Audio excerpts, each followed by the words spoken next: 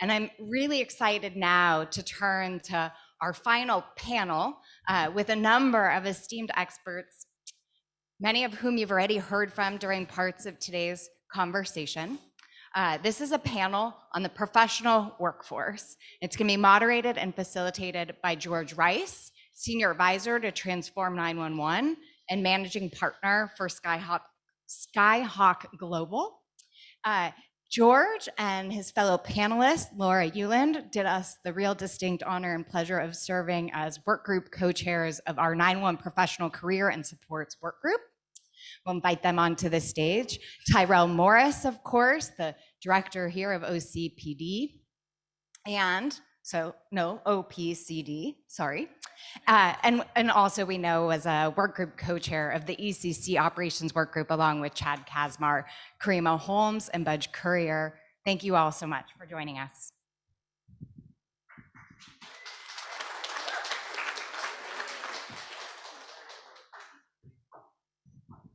Good afternoon, everyone. Still lively? Good, this is the best spot near the end. Love it.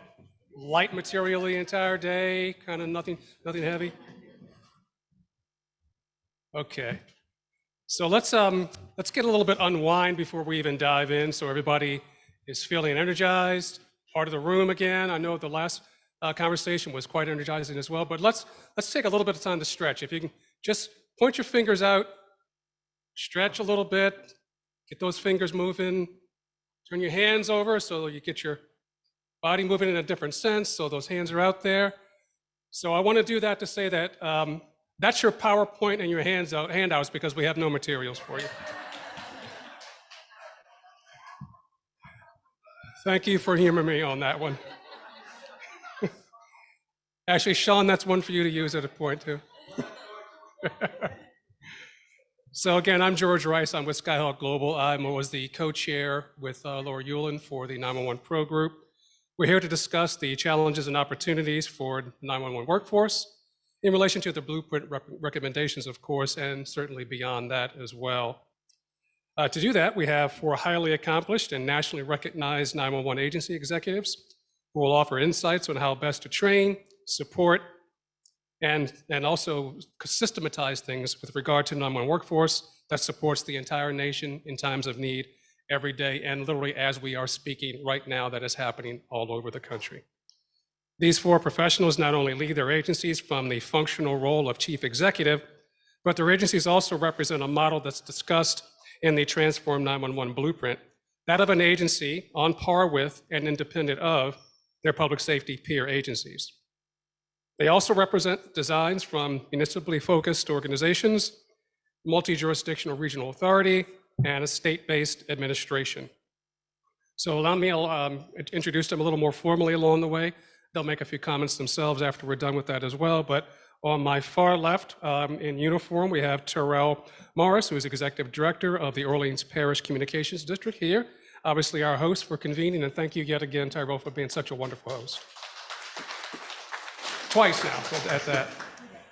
My longtime friend, Karima Holmes, Director of the Office of Unified Communications for the District of Columbia, and thank you for keeping the home area safe also. My partner in crime for the 911 Pro Work Group as well, Lora Ueland, who is Executive Director of Valley Communications Center, King County, Washington. And as I was mentioning, she is the co-coordinator for the work we did on the 911 Pro Group, and arguably the reason why it was so successful in making things happen again. Thank you yet again, Lora. And a longtime colleague as well, Budge Currier, who is a 911 Branch Manager, Public Safety Communications for the California Office of Emergency Services, and is here with us as the President of the National Association of State 911 Administrators, NASNA. Each panelist will introduce themselves and offer a brief, yes, indeed. Thank you. I got ahead of myself already. Each panelist will introduce themselves and offer brief opening statements on the theme of what the T911 blueprint means to them. So let's start with Tyrell, and we'll go across from there. Sure. Good afternoon, everybody. We're almost there. To me, with the Transform 911 initiative, is an opportunity for us as an industry to have an honest conversation. internally with our stakeholders and our community to understand what is the expectation as far as how the community expects us to provide service, align ourselves realistically with the existing conditions on the ground today, and chart a path forward together, no matter if you're a small rural organization or you major metropolitan city. But for me, the goal at the end of the day is no matter where you are in the United States of America, when you dial 911, the experience is universal, it is seamless, has a level of quality and standard that we all can agree to, and a system that we all can be proud of. Thank you. Good evening or afternoon. I always feel sorry for myself when I have to go after Tyrell, our great orator in 911. But I am really excited to be here. I kind of came in on the butt end of Transform 911 because I took a leap out of 911 and got drawn back in DC. But I'm really, I took so many notes sitting here and listening to the group today speak, both the audience and the panels and the speakers, because I actually, being in 911 for 23 years now, did not realize how much 911 impacted a whole other ecosystem of social responses. And that's good and bad. It's good because I'm glad that I know it now, and that will help me make different decisions, but which is, I know the whole reason behind Transform 911. But the bad reason behind it is, I think one of the things that I want to make sure that we let you guys know is we as a industry are drowning in calls of other stuff that wasn't even mentioned here.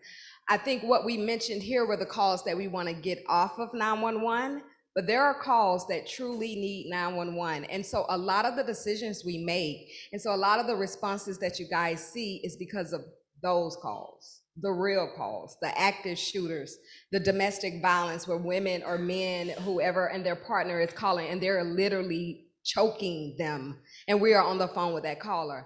And so I think one of the things that I missed today was those type of calls, and I think that that's what we represent here, because all of our decisions, even though they may not make sense to like our social scientists and our behavioral health individuals who I completely support and understand that they're trying to make our system better, I do want to just make sure we don't miss that there is a group of 911 calls that warrant the responses that we have. And I'm not talking about police and just the 911 type of call. And so it's very hard for us as leaders to make decisions for 911 calls because over the phone, you have no idea which call it is. And so we have to be very careful not taking things lightly and not sending a response or not sending the right response. And I understand that.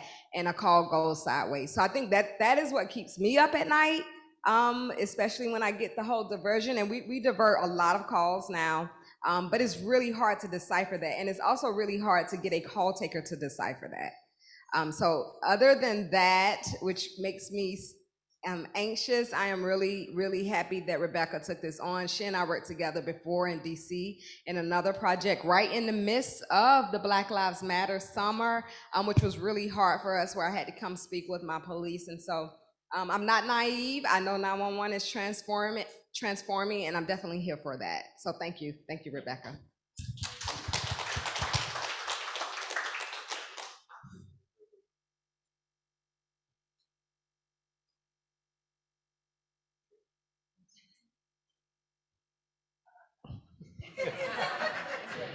Are we good? Oh, there we are. So George's question is, what does this Transform 911 effort mean to me? And we have spent, almost 9 months focused on 911. And that is huge because the 911 professional, in my experience and in the years that I've been doing this, is that we have been behind a veil, we have been unseen, we have been unrecognized in many different ways. But to think that this whole effort is on 911 and the 911 professional that George and I got to lead this work group, that is huge. So to me, it's a win because we are shining the spotlight on those wearing the headset.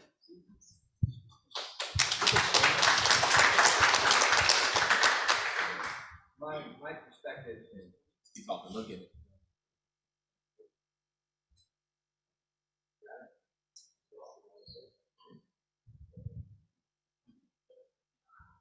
I am an engineer.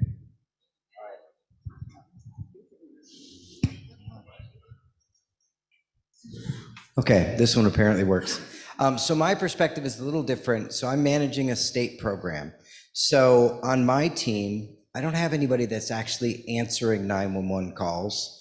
We become the resource provider, the technology provider, the leader in where we're trying to move 438 unique public safety answering points in California so that the same level of service is available everywhere. And then at the national level, taking those experiences in California and applying them in Maine, where I think there's 17 dispatch centers. And I have a county of 10 million people, which is larger than some states.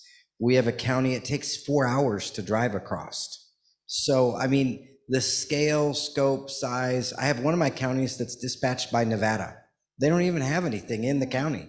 Like if you get service, Nevada comes and helps you there. So understanding that complexity and taking a plan and a blueprint like we've discussed, how at the state level can we find a way to put this plan into action in a meaningful way? We've been very successful in innovating on the technology side. And what we've continually said with technology, we don't want technology to be your barrier to support your operational need. Technology should be there to assist you in whatever you're trying to do. And it's that same mindset that we're trying to take with this workforce development piece. How do we remove those barriers? What role can the state play versus what needs to happen at the local level? How do we coordinate those needs up at the federal level and use the voice of California and the National Association of State 911 Administrators to help drive those points home? And it takes all of us. I mean, they need to hear from the local level, from those that are dealing with these every day, and from folks like us that are trying to coordinate it. So really excited about the next steps of this, and that's really the part of the blueprint that I'm focused on. Fabulous. Thanks, everybody. We're going to engage the folks virtually and here in the room a little bit with a couple of polling questions. So those who are on the Zoom platform, you'll see those pop up. But I'll read the two questions. They're multiple choice to you here in the room. And we'll do a little bit of raising of the hand to see how the room might feel about the answers here. So question one is, according to the federal government, are 911 professionals considered A, first responders, B, secretaries, administrative workers, C, healthcare professionals, and D, other? A, first responders? No one's putting a hand up there. B, secretaries, administrative workers. C, healthcare professionals. And D, other. Okay, looks like we did well on that. Let's move to the next one while the others are actually weighing in also from the virtual platform. What percentage of ECC 911 professionals have received training related to mental health or substance abuse and related crises? So that would be 10%, A, B is 30%, C is 60%, and D is 75%. Again, receiving training in mental health or substance abuse. This one's not powerful. So those who believe it's 10%, A, okay, a fair amount. 30%, B, okay, a little less. C is 60%. We're creeping down in hands. D, 75%. Okay, let's go back to both of these questions then. So I think everyone really got the first one correct right on the bat. That's part of the 911 blueprint for sure. So the federal government does have 911 professionals, unfortunately classified in the administrative worker secretarial role. So you were all astute on that one. You were pretty good on the next one as well. The percentage of 911 professionals have mental health and substance abuse related training. The answer there is 30%. So that was the second highest hands with my quick count as we went through. So a couple of things there just to sort of level set us. Let's see how people did. Okay, do we have results from the folks in the virtual side as well?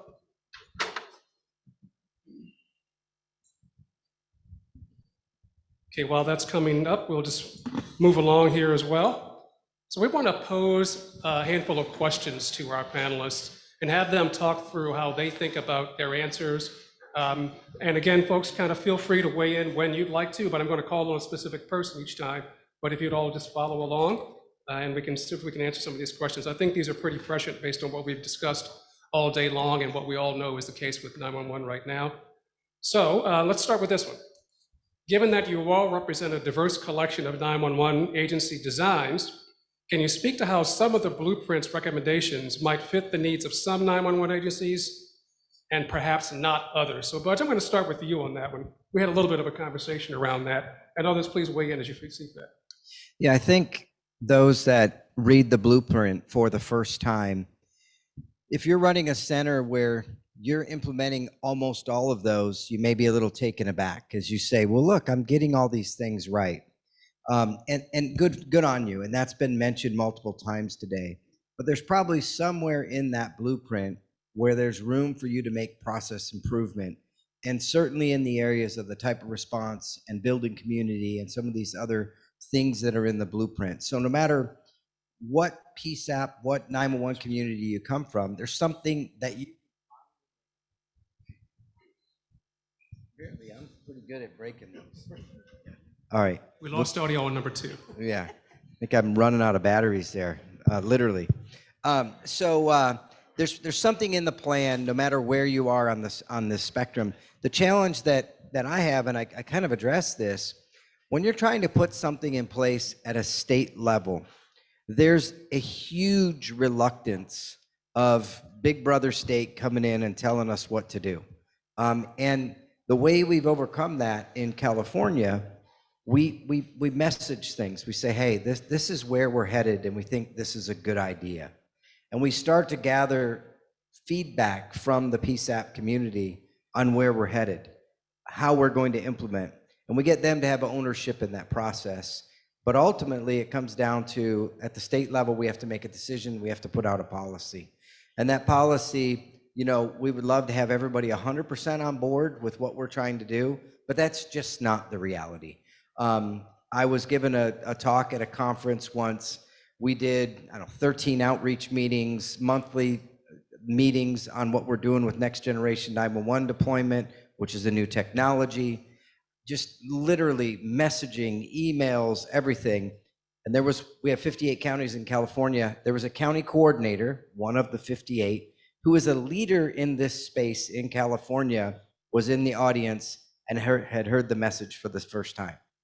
Didn't open any of the emails, didn't come to any of the meetings, So that, when you look at implementing something like this, that's what I have to take into account, because I have to try and reach all of them.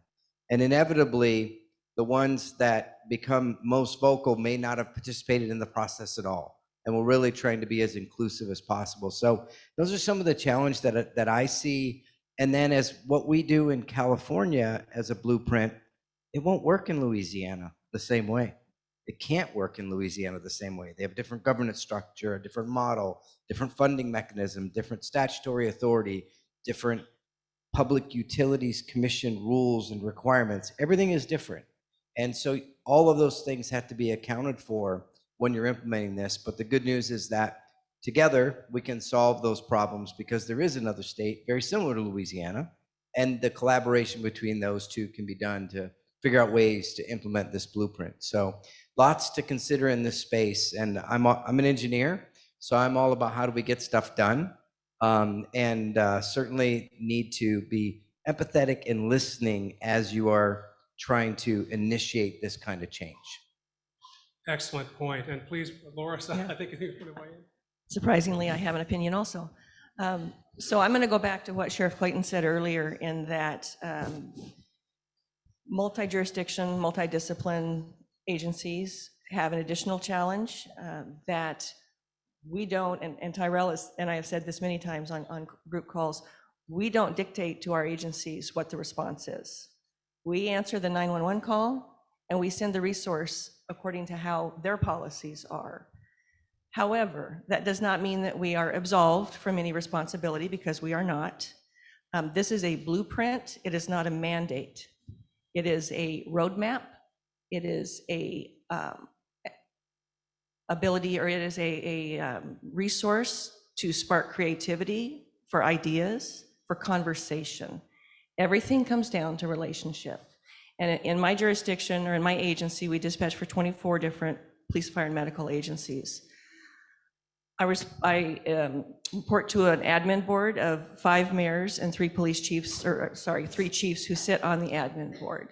They all have different jurisdictions, different cities, some large, some small, some more crime than others, more challenges than others, definitely different budgets than others. But we all come together to have the conversation about what we can do differently, what we can do better, and what should we do better. We can't do all those things in the blueprint, but goodness, if we can do some of them, that's great. That's progress. And this is about moving the needle forward. It's not about going from 0 to 60 and getting everything done. It is thoughtful, deliberative. It is collaboration. It is thinking outside the box. It is putting away your defenses and saying, we can't do this. What can we do? And maybe it's, why not can't we do this? Can we do something like it? So in the multi-agency jurisdictions, I think it's about conversation to start with and building consensus. And what are we working towards? Outcome-based, as was said earlier. I'll just add really quickly, and I know Tyrell and I, Desiree, there's a couple other large 911 centers that there's a lot of things that come out, and I think the blueprint did really good at keeping away from this. There are some things that we talk about that smaller 911 centers can't do, but there are things that large 911 centers we cannot do because of the amount of volume we have. So I was really happy to see in the blueprint that a lot of that wasn't suggested. And I think about, Tyrell, you and I were on a panel a couple of days ago, and the question came up about virtual answering 911 from home. And Tyrell and I both were like, I have a unionized work group. I mean, a unionized employee base who I love, and I love my union president.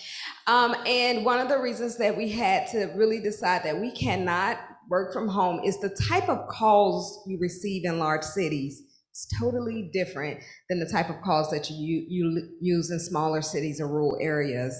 I always pick on one of my colleagues, Renee Gordon out of Alexandria, because she was successful in having her 911 call takers work from home.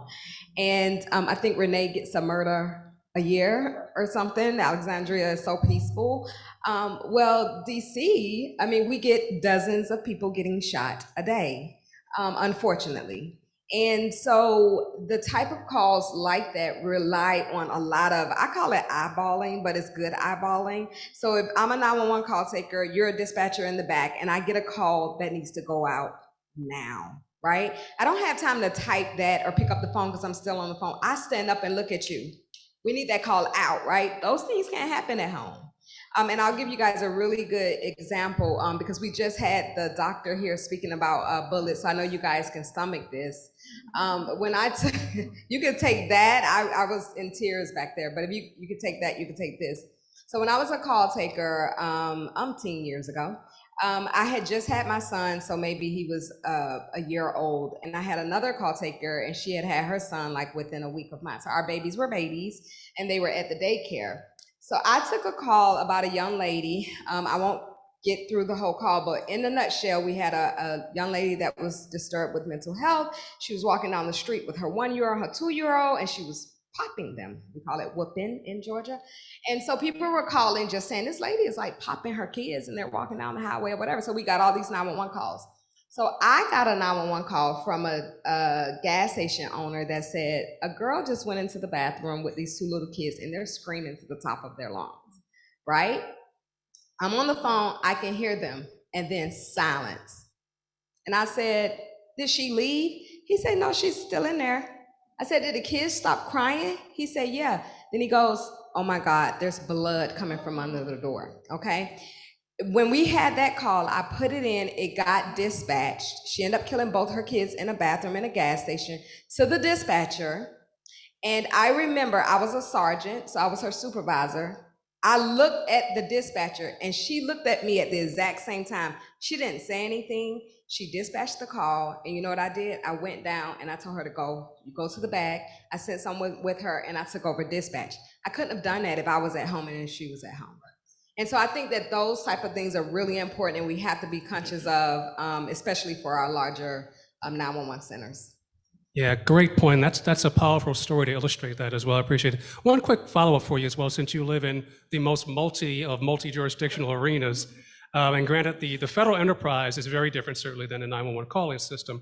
Can you talk a little bit about how the support comes in through mutual aid eventually at some point, and how that plays out for you as well? Sure. So in DC, there are 17 911 centers around DC.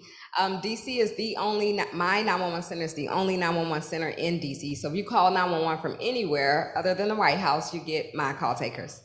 And then we have 17 jurisdictions around the area. So what we have is something called auto aid and not mutual aid. So there are certain things happen. So obviously, whenever we have something big, people come to the district. No one comes to the hotels in the district because they're so expensive. So they stay usually around. But if anything happens, we have a CAD to CAD. I'm vice chair of our COG. COG is the Council of Government. So we have a Metropolitan Washington Council of Governments. I'm the vice chair on that. And so we share CAD information. So everything that comes out of DC, these neighboring jurisdictions get to see it. We have each other's maps. So if something comes up and it's not in DC, I get to see, oh, wait, that's an Arlington call, and I can send it out to Arlington. And we have the same response both for our 911 call centers and our police and fire departments. In COG also, we have a 911 directors group, we have a fire chief group, and a police group. So we do a lot of interagency coordination, which is super important, because when anything happened in the district, including Supreme Court decisions, we're best to protest than at the seat of the Capitol. And so we make sure that we are all coordinating in those responses. Fabulous. Thank you very much. And just for sort of putting a level set on this, for those of you who don't know the National Capital Region, very solid Council of Governments, very high-level coordination, and there, by our other way, over 100 federal agencies that have policing powers that all operate in and around the district. So it can be quite cumbersome along the way, as well as we've seen a couple of times. But Tyrell, can you talk? I like to tell people really quickly, sorry, the Department of Mint has a police force. Okay, sorry. And the Federal Reserve as well. Yeah, right. Tyrell, can you talk a little bit about the one size doesn't fit all in the context of your work as well? Yeah, well, talking about taking calls from home, I can't imagine doing Mardi Gras from my living room. It just doesn't work. But the one size fit all, it does not work, right? Because governance is one way, and if we ever thought we were going to change the laws to make us all look the same, we've never done that ever in the history of this nation. So why we think 911's going to be any different? But what I think is different about this is that we are having a conversation about objectives. Are we meeting the objectives? Are we answering the phone fast enough? Are we dispatching the appropriate units? But we know there are some things that slow that down. Transferring calls to secondary PSAPs. We've heard time and time again how those transfers of calls slow down responses. So at some point, we need to say as an industry that practice does not need to happen anymore, right? Our CAD systems may be able to send information to other agencies, but transferring a caller to repeat the information they just gave somebody else is a problem. When we talk about standards, the fact that you can still call 911 today in the United States of America and still get a call taker that has not been trained in telephone CPR is almost immoral at this point, right? But we do have some centers that do not provide that service. It's not they don't want to. I think anyone that sits under a headset wants to do anything they physically can do to provide aid and to help that caller in need, but it's about resources. It's about governance. My particular working group was in operations, and we looked at all these national standards, and those are great, but it really relies on the leader of the organization to want to achieve those national standards. The compliance does not exist at a national level as far as how 911 services are delivered or received by the community. So I think this allowed us internally to have an honest conversation, because we kind of were in a bubble. If my community is great, 911 across the world is great. The last 6 weeks of mass shootings have shown us over and over again that our centers are not designed to swell. They are not designed. Yeah, on my 364 days, my 911 center performs great, but the one day it mattered, we didn't. And what does that mean, and how do we support each other to collectively make sure the system remains intact for everybody, no matter who your daddy is or where you're calling from? Great points indeed. Let me sort of move along, unless there's another comment on that. Okay, let's move on to another question. This one's going to be much more overarching and perhaps a bit challenging to answer as well, but perhaps, Laura, we could start with you on this one. Yeah, of course, I'm going to do that to my co-chair, right? What are the risks associated with not acting to advance the Blueprint's recommendation on 911 workforce development? The risks of not acting. I think we're going to see a continued exodus of the workforce. They're leaving now. They're not joining the agency. They're not joining the industry. So we are just going to see a continued depletion of the workforce, which puts everything at risk. We've said over and over and over that 911 is the gateway to public safety. There's no fire truck without 911. There's no police car without 911. We have to invest in the workforce. I'm a little different than my colleagues here. The agency that I work for is a large agency. We're the second largest in King County, second only to Seattle Police. I think there is a way to deliver 911 effectively from home. I think we have to figure it out, because that's what the incoming workforce wants. They want flexibility. They want creative schedules. And the boomer in me is going, what? But they want creative schedules. They want to be able to have that elusive work-life balance. They want their voices heard. They deserve to have their voices heard. So we have to figure out the workforce dynamic of what's up and coming, because what we've always been doing is not going to get us where we need to be. Excellent, yeah. Budge, let me ask you sort of a follow-up on that very thing. I know you're not directly managing centers, but you have a wide purview, a big look across the entirety of the state, which is, as you mentioned, actually much more functional than an entire country sometimes. But since you see that many different centers, can you talk a little bit about how it plays out for you if we were not to implement the workforce recommendations? Yeah, so I'll give you an example. We have a training allotment that we give out to all of our public safety answering points in California. It was $5,000 a year. We upped it to $10,000 a year. Every year, $6 million of that roughly goes unspent. And you think, well, why would that be? Sometimes they don't know it's there. That's one challenge.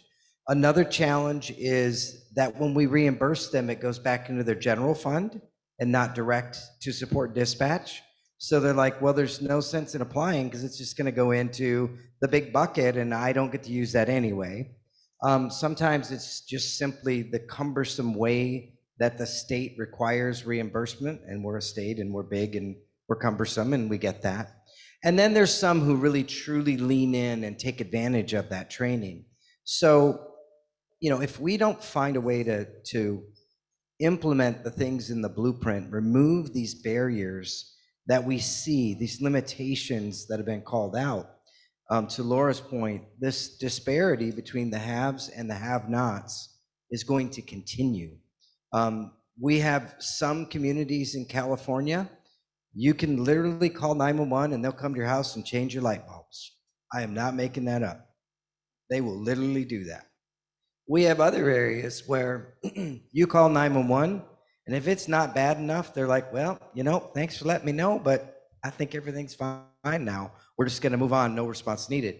That huge disparity exists. So whatever we do in implementing this blueprint, it has to match the local needs, and we have to accommodate those differences and integrate some of the new things that we're seeing with 988 and mental health needs and other types of responses that are out there.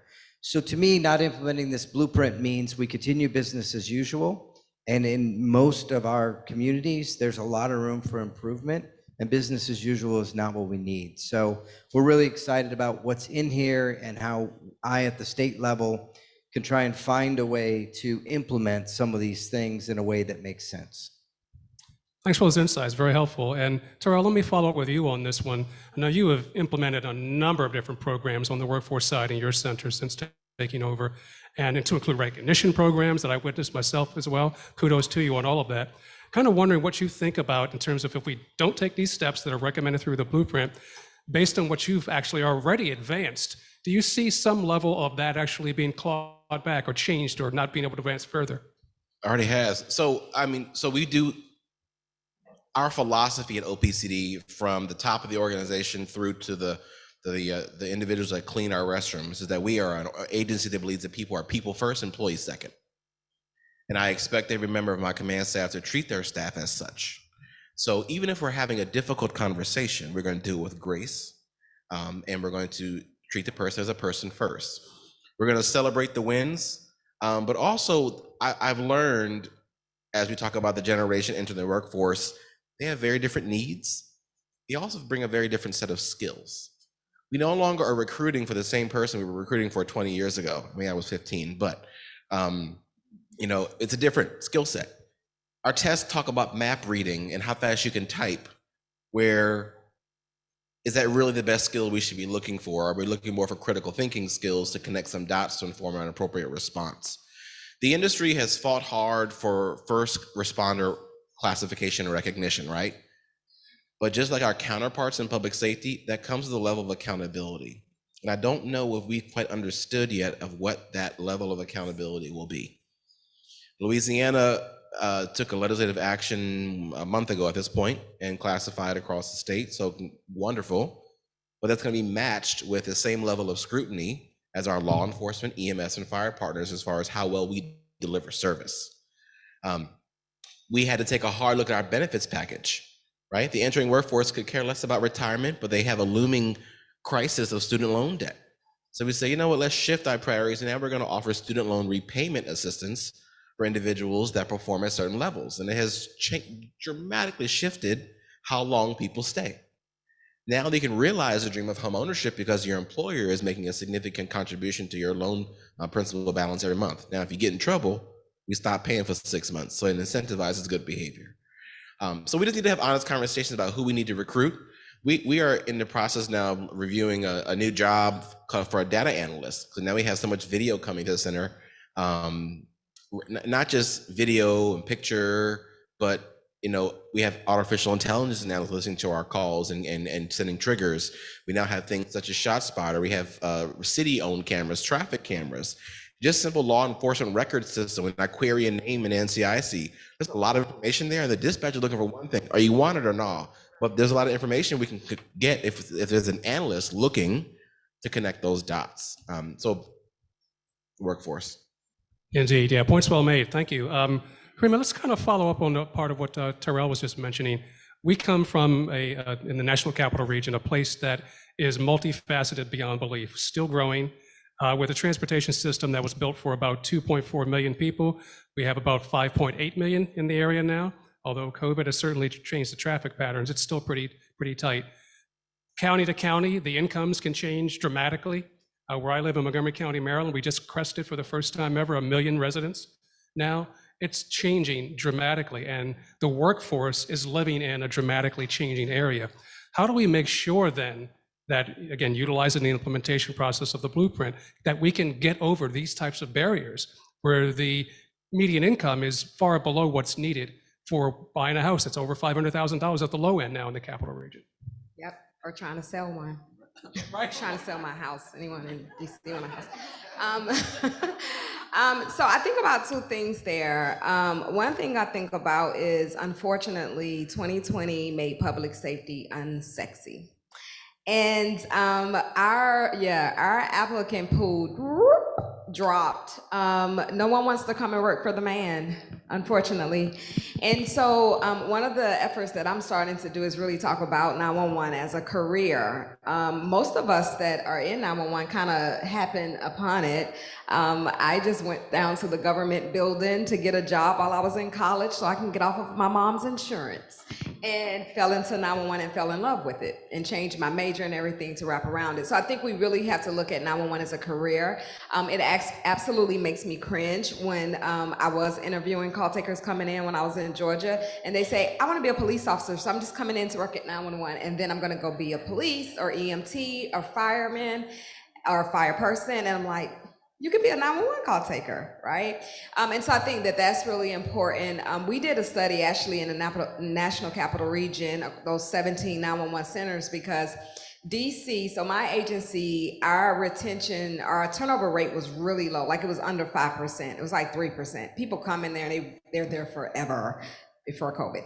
And all the other 911 centers, their rates were high, like 15%, 17%. It was like this revolving door. So we just laid everything down. It's like, well, what is the difference between DC and all the other 911 centers? Because we obviously have the craziest call volume and we're the most stressed out. So what was it? And it was pay and benefits. That was the only difference if you lined it up against every other 911 center. And so tagging on to what Tyrell said, these benefits and resources are important. And the area is definitely getting way expensive. I am cursed being on the mayor's cabinet. I have to live in DC, so I don't get to go to Maryland or Virginia. Just looking at, I think the pay, also we have 2 centers, and at one time we had everyone come into one center. The other center is across the city in near Howard University. And so we realized we have a good group of people that live over there, but they can work out of there. We stood the center up, to make sure they can work out of there. That actually helped because they're not paying for gas or not paying for different things like that. So I think ending, we just have to be really creative in what we're doing, also how we're going out there. I know a lot of panelists up here talked about it, is 911 isn't seen. So no one really thought of 911. And so having panels like this and just seeing the faces of the people when you call 911, that there is a group of individuals that work and we come to work. We still came to work every day and took those calls. And I think that's really important, right alongside our brothers and sisters in fire and EMS and police. So I think just making sure that these type of messages get out there, a lot of the ununderstood notions about 911 gets cleared up a lot. When the doctor was saying earlier, I'm glad you were playing, when Desiree was talking about, we will give you pre-arrival instructions on the way there. Like, I was just jumping up like, of course, yes, that's what we do. Like, I'm not gonna argue with you using your car to take someone, but I will stay on the phone with you until I hear the doctor. Like, we don't even hang up, we're like, do you hear something? And so we do that. And there is a lot of great stuff that happens. And lastly, I'll just say this, definitely with the active shooters and things like that, 99% of the times the 911 calls you guys hear are the ones that we screw up. There are a lot of calls that we get right, a lot of calls. And I think about our brothers and sisters in Uvalde and in Buffalo with the girl saying, why are you whispering? Which freaked us all out. But I'm sure, and Tyrell, I think you said this before, Buffalo got like probably hundreds of other 911 calls that were done perfectly. And so there are things that we are doing. We are not completely broken. I cannot say that. We are not completely broken. So I think we just have to bring light to those points. Indeed, great points to make. Please go ahead, Budge. Yeah, I want to bring in something. Before, I was a college professor for a while, and I did workforce development. And there was a program we did, it was in Virginia, actually. It was called Grow Your Own. So if you're thinking California and grow your own, that may have a different connotation, I realize. But the idea that you can do pipeline building to really start at a young age to get people interested in 911 as a profession.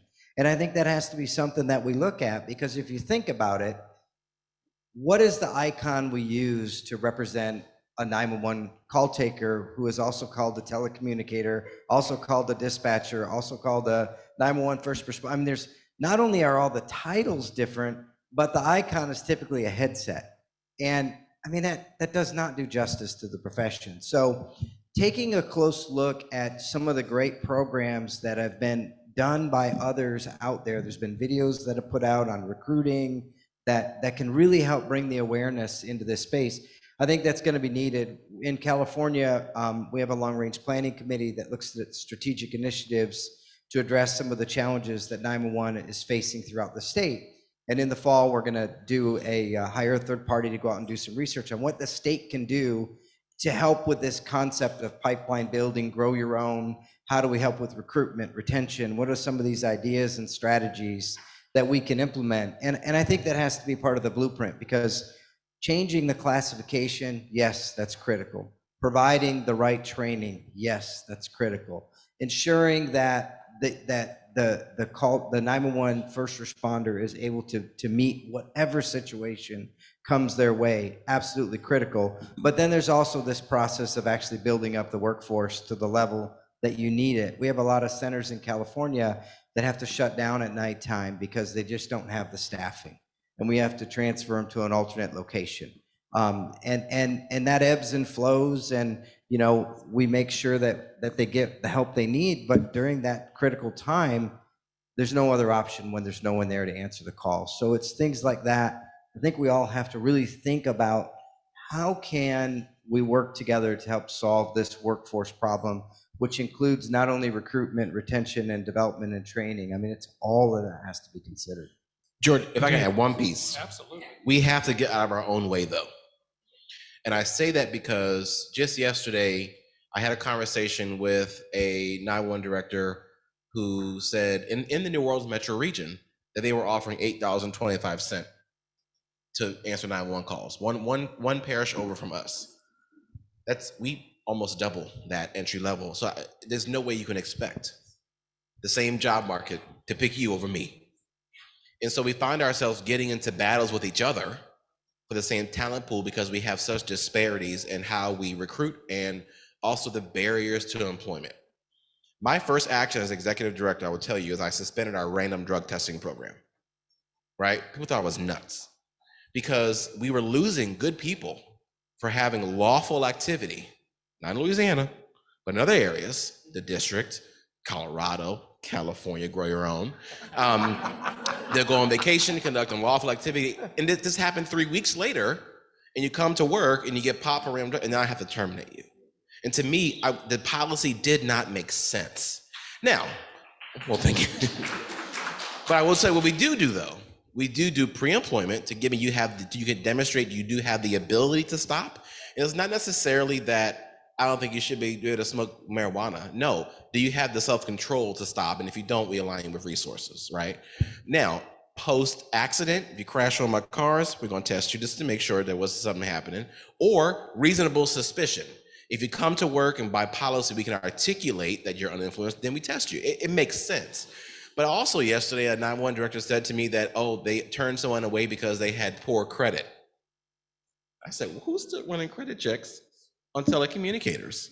And the response was, we've always done it that way, and the police run our background checks, and that's what they do.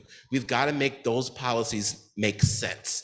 There's no way you can tell me because you paid a bill late, you can't be a good 911 call taker. Hell, we just had 3 years of a global pandemic. We probably all got bad credit. So it's just, it doesn't make sense. And another example I would give is like a lot of us have NCIC access, and this is probably gonna shake some people the wrong way, but it's what it is. We have we don't. Some states have an automatic prohibition that if you're a convicted felon, you cannot work in 911. You're convicted of 25 years ago, nonviolent crime, something that was a felony then, not today, we can't even consider you. It don't make sense. The FBI gives the individual states the ability to do waivers for those considerations. And so for the first time in our agency's history, I did it. And the public responded well, but the government's drug me through the mud. But whatever, I mean, that's why I wear this shirt, because I can make the decisions. But I think we all need to go into that space with bravery to say we're gonna change a bit how we do business, how we bring people in. It's gonna make some people uncomfortable, but my mom always said, if you ain't pissing them off, you ain't doing it right, right? Excellent point. And you're right, the creativity is something certainly needed as well. And one of the things that's relatively used with frequency in the policing world is someone could retire from an agency and then go to another agency, and the recruitment practice can go in that fashion because one can retire a bit earlier in policing, certainly. That sort of tactic is not actually available so much to the 911 community as well. So some things, even within public safety, don't transmit into the 911 world. Yeah, and to kind of piggyback on what Tyrell was saying, run some statistics on the success rates of getting 911 telecommunicators through their training. So I went to Marine Corps boot camp as an enlisted guy. I think the success rate there is about 70%. And I think we have to look at that as part of the process as well. Yeah, another great point also. And I know our time is sort of closing in a little bit here, but it would be great if each of you could offer a closing comment. And Budge, why don't we just stay with you for the moment since you're kind of on stage, as it were. I'd like to know what you would most want our participants to take away from this discussion, the thing you want them most to recall, remember, or perhaps even act on. So how many leaders do we have here? You're in charge of somebody. Okay, so that's the role I'm in. And whenever I come back from one of these events, I gather my team together and I say, hey, I have a good idea. and it's like cockroaches running when the lights come on, right? So as you hear, and then I'm assuming the rest of you are those ones like when I flip the light on, you're running like, oh no, here comes Budge with a good idea. So when I get back, I'll have that conversation with my team and I'll find elements of the blueprint that we collectively think we can get done and assign owners to get it done. And when you're the leader, and I like what you shared, Mayor, where you said, I come up with a vision and then I hand it over to somebody who can get it done. And that's the role you play in as a leader. You're gonna distill down this blueprint to the things that are critical to your organization for your organization's success. And then you're gonna assign an owner. You're gonna equip them with the resources to get it done. You're gonna share the vision with them, and then you're gonna let them go do it and provide guidance and support along the way. If you're on the receiving end of that and you have the ability to actually implement one of these programs, pick the ball up and run with it and get it done, because you're gonna make progress. And then when you do that, share back with us how you did it, because I just want to copy off your paper. And so, and we all do. We all want to just, well, if it worked for you, then tell me about it. And I took several notes today of those that have shared the programs that you have in Atlanta and Albuquerque and Tucson and here in New Orleans, that I can then take back your lessons learned and try and apply that on a state level, which is a whole nother animal. And so I think that's really the takeaway, is that you can do this. There's something in this blueprint that means something to you. Find it and figure out a way to get it done. And it is possible.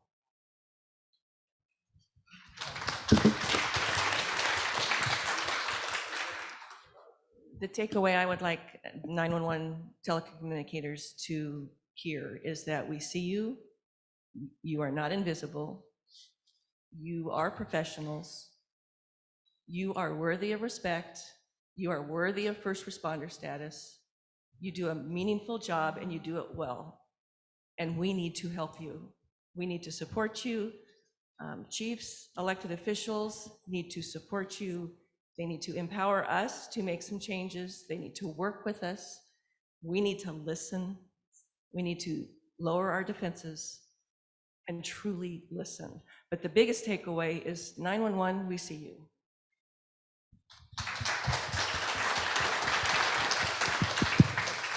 So those of you guys that live in cities where the 911 director has to go and testify before council, all of these great ideas, go and testify on their behalf and get that money for them, because we have been saying a lot of this for years, right? But it's just, she's the director of the agency, so she just wants more. But when I have an advocate that's not attached to the 911, the police, or the fire department, they go and sit before my council and say, this is why this will work, this is why they should have TCPR, this is why they will have diversion, I get money and I can do those things. And so I definitely want you guys to go and advocate for your 911 centers, go tour them. They are people, let them see you.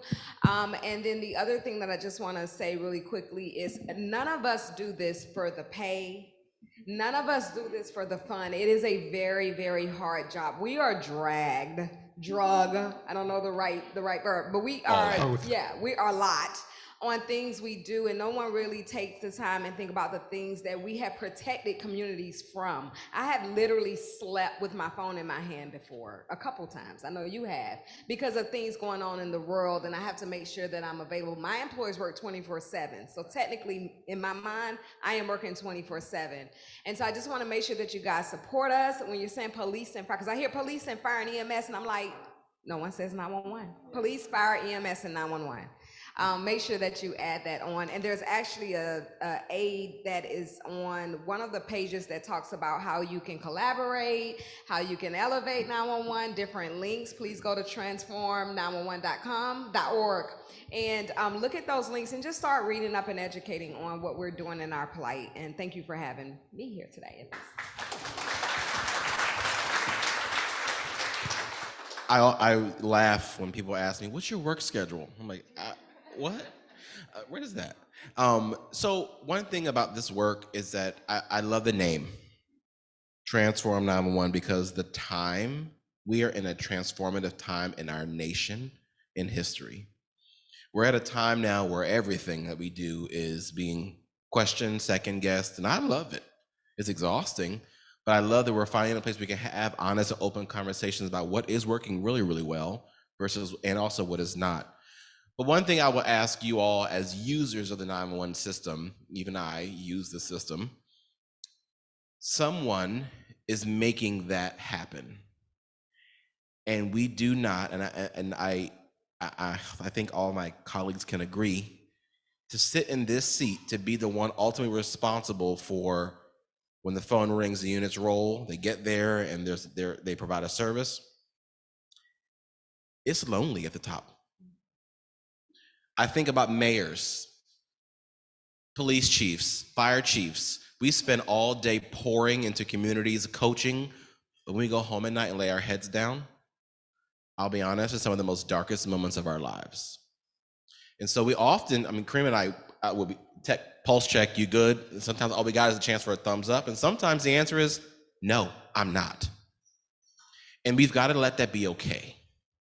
When I look on TV and I see a particular news story about one city and they just keep going, I'm like, man, I got to check on them. We don't do enough of that, of taking care of each other in leadership. We often look for ways why we don't agree with that person, or we try to make sense in our head what they're doing wouldn't work in my city, instead of, hey, how is the individual as opposed to how is the director or the leader? When I look at major, I think about the DC sniper in chief Charles Ramsey, the first time we saw that police chief cry on TV, right? To me, that said, it's okay to feel in leadership. And I think we've worked so hard, we get lost in the daily functions of our jobs, and also no one's calling 911 to say, I'm having a great day, right? So our work is heavy, and we are first people to put ourselves in the back burner and take everybody else. But we are burning out. I'm gonna use the example. When Karima left DC, they had a very difficult time finding someone to replace her. They knew, bring Queen Mother back, because look, she can do it. But it's difficult to fill these jobs because they're unattractive, because no one is checking on the person when they need to be a person. If that makes sense. Thank you, thank you, thank you. Well, folks, we have been incredibly privileged and honored to have such a distinguished, experienced, and insightful group with a lot of vision as well, as you can probably tell. So I'd like to thank them all again, and thank all of you virtually and in the room for being with us.